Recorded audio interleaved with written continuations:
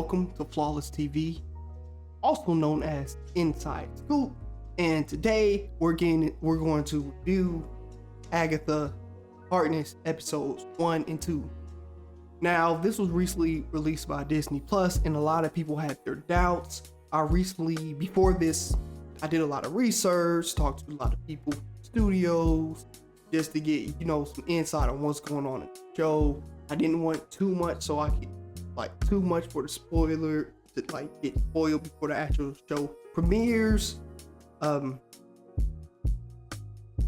thing with the show is that there was a lot of controversy because one of the actors came out and said, oh yeah, this show is full of gayness and all of that, and people just came into hate because there's a theme going on in Disney where it's called the woke Disney culture, or the MCU, that a lot of people have been complaining about. So the MCU been seeing a lot of hate, a lot of decline, and when Deadpool and Wolverine came out, people liked it. They set the MCU back up. So they saw Agatha dropping soon in the trailer. They said this show will automatically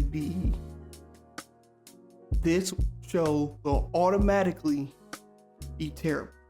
It's woke. Now, I read the comics and everything, and I watched episodes 1 and 2 when they released, and I gotta tell you this. Episode 1, it's the writing which is bad, and the dialogue, the camera work, the editing, I think that was good, but the writing and dialogue was pretty immature. It's not terrible, it was immature.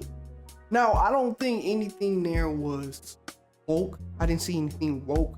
Like She-Hulk in episode 5 and a wedding episode for no reason. And then the last episode of She-Hulk, that was pretty woke, weird.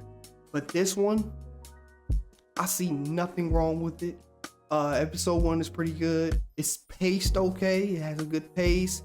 After that episode, I was like, oh, I'm on the fence. This is mid. This was mid. Episode 1 is mid. If I could give it a rating, episode 1 of Agatha would be a 3 out of 10. Episode 2, it was okay. I mean, it was not okay. It was great. Episode 1 was okay, but episode 2 was great. It wasn't mid, stepped up. The only problem was kind of the girl that came into. I'm probably mixing up the episodes, but it's that girl that said those witches are coming out to get you. You have to get it by this certain time.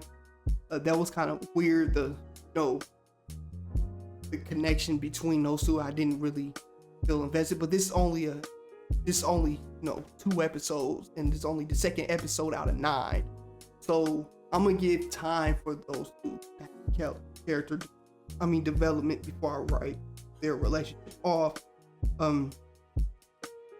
When they were, I'm not gonna spoil. This is not spoiler. So there were scenes where they were singing, and I liked it. It was not cringe like in the Acolyte, the Power One and the Power Many, Annie, whatever they were saying.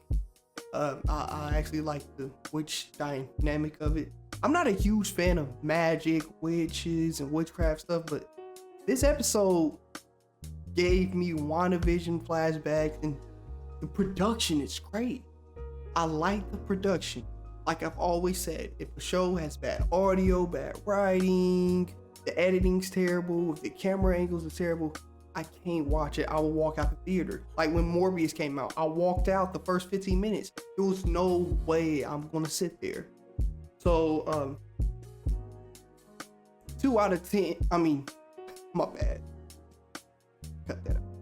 So my official rating for episode 2, Agatha, is 8 out of 10.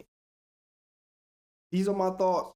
What say you? Make sure you guys subscribe, and peace out.